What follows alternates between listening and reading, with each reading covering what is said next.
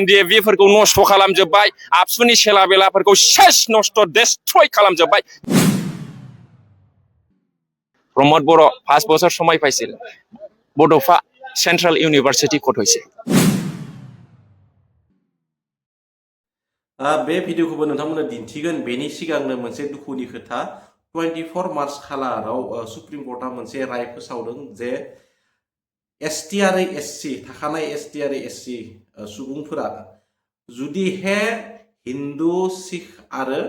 बुद्धिज्मनिफ्राय गुबुन धोरोमखौ जुदि बिथांमोना गनायनानै लायोब्ला बिथांमोना जुदि एसटि आरो एससि मोनथाय दङमोन अब्ला बिथांमोननि एससि आरो एसटि मोनथायखौ बोखारनाय जागोन दा बे मोनसे गोबां दुखुनि खोथा सोर मा बुंखो बेनि सायाव नोंथांमोना नै भिडिअखौ नायना लाबा मिथिनानै मोनगोन नोंथांमोना बेखौ खोनासंना ला And the court was very clear and categorical in saying that once you have converted from SC/ST into Christianity, you do not have the benefit of caste because Christianity does not recognize caste. And this is based upon a 1950 presidential order also. That order has been there on the statute book and the court was very clear in reaffirming what was stated earlier in the statute book and in the judgments. दा खोथाया जादों जोंनि गेजेराव गोबाङानो खृष्टान धोरोमनिबो सुबुंफोर दङ आं रावनिबो धोरोमखौ नेवसिनो थाङाखै नाथाय दिनैनि समा जों गासैखौबो नायनानै बिजिरनानै मावनांगौ जानानै फैबाय मानोना सुप्रिम कर्टआ जे कास्ट शिड्युल अर्डार 1950 बेनि बायदियै फोरमायदों जे जायफोर सुबुङा एसटि आरो एससिमोन बिथांमोना जुदि गुबुन धोरोमखौ जुदि नाजावोबा बिथांमोननि एसटि आरो एससि मोनथायखौ बोखारनाय जागोन जियानो जाया मानो नोंथांमोना सानै हनै खामानिफोरखौ मावबानो जाबाय आरो बेखौ माब्लानिफ्राय मा खालामनाय जागोन बेखौ मोजाङै मिथिनाय जायाखै नाथाय सुप्रिम कर्टआ थांनाय मार्च खालारनि 24 मार्चआव मंगलबारमोन बे सानखालि बिथांमोना सुप्रिम कर्टनि जाजआ फोरमायदों बेजों लोगोसे प्रेक्टिकेल बसुमतारी आदाया इउपिपिएलनि प्रमद बर' सारखौबो इउपिपिएल हानजादों लोगोसे प्रमद बर' सारखौ गोबां सोंखारिनायखौ नुनो मोनदों नोंथांमोना नायलां भिडिअखौ जुदि भिडिअखौ नायनानै लायोब्ला नोंथांमोना बुजि मोनगोन मा बुंदों भिडिअखौ नोंथांमोना नायलांबानो जाबाय बेनिखायनो इउपिपिएलहा जेबो अबस्था गैला आरोखि एकेबारे इउपिपिएलआ दंस जाबाय सान्थालिफ्राथ' माने गुबुन हारिया बे बिटिसिआव जेसेबांनाखि गुबुन हारिफोर दङ हाग्रामा महिलारि सारखौ जेसेबां मोजां मोनो प्रमद बर' सारखौ मोजां मोना जायनि जाउनाव सरकार गभर्नमेन्ट थासेयावबो 7टाल' देरहादों बिसोरो आरो 7टायावथ' दा 7टाबो गैलाना दा बिदि आरोखि हाग्रामा महिलारि सारा गैयाबाबो 20-15 बोसोरखौ मेगन मेसेबनानै बिटिसिखौ सालायगोन जोंनि हाग्रामा महिलारि सारा बेयाव प्रमद बर' सोरबा कंग्रेस सोरबा माबारेस इन्डिपेन्डेन्ट बे जेबो खामानि गैला आरोखि बेसोर जोबखाबाय प्रमद बर' सारा 5 बोसोर खाबु मोनदोंमोन 5 बोसोराव बियो स्कुल प्रभिन्सियेलाइजेसननि खामानि मावनो हायाखै गरिब दुखिफोरखौ नायनो हायाखै गरिब दुखिफोरनो 25,000 होनो नागिरदोंमोन होनो हायाखै सेल्फ हेल्प ग्रुपआव थाखा रोजा होनो नागिरदोंमोन होनो हायाखै बन बोनानै जाग्राफोरनो 25,000 खरि होनो नागिरदोंमन होनो हायाखै एनडिएफबिफोरखौ नस्थ' खालामजोब्बाय आबसुनि सेला बेलाफोरखौ सेस नस्थ' डेस्ट्रय खालामजोब्बाय मिजिं गैयै आसा गैयै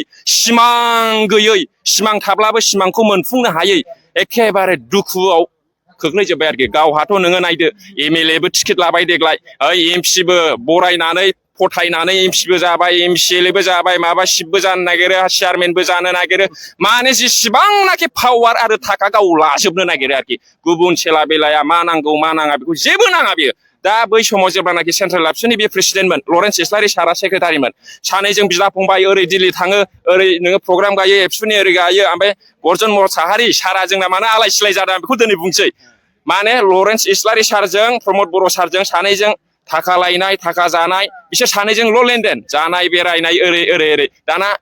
माबाया लोगोआवथ' आन्दालनाव पिपल जइन्ट एक्सन कमिटिनि गर्जन मोसाहारियाबो दं बेनो जेबो होआ जेबो खबरखौनो होआ माने मोजां खामानियाव बे एसे एनै मोनजानाय थाखा मोननायाव बेखौ खबरानो होआ बेयावसो बियो आलाय सिलाय गोरबोआव दुखु मोननानै बियो जोंनि बिपिएफआवबो फैदोंमोन 2019आव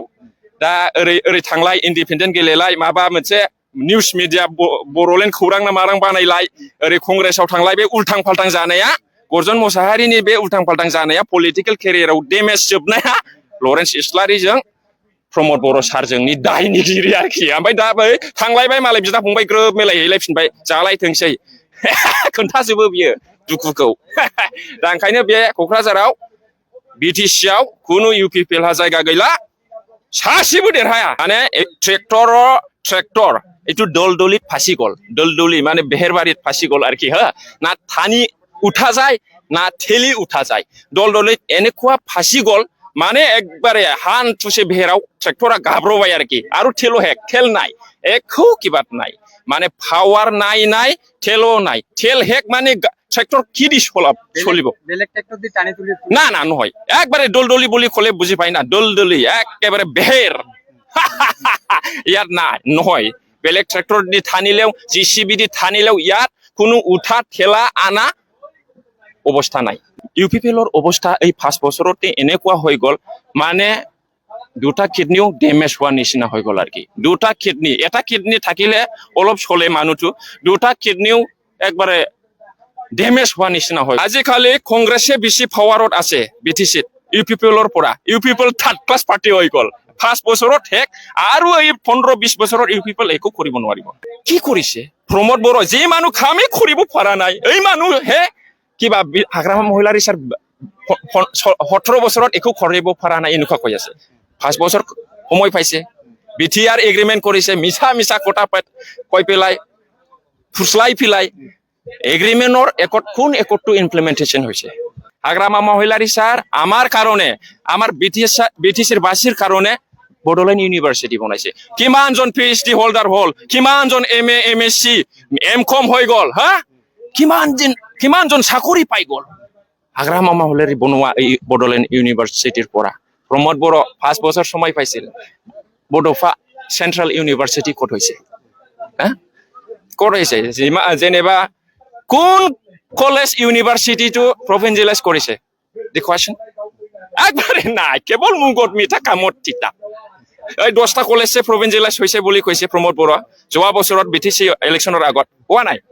এটো ফেক্ট কমপ্লিট হোৱা নাই এটো আমাৰ ৰবিৰাম স্যার হাগ্ৰামা মহিলাৰী স্যার আলোচনা কৰি আছে এটো কৰি দিব আৰু কি ইলেকশন MLA ইলেকশনৰ পাছত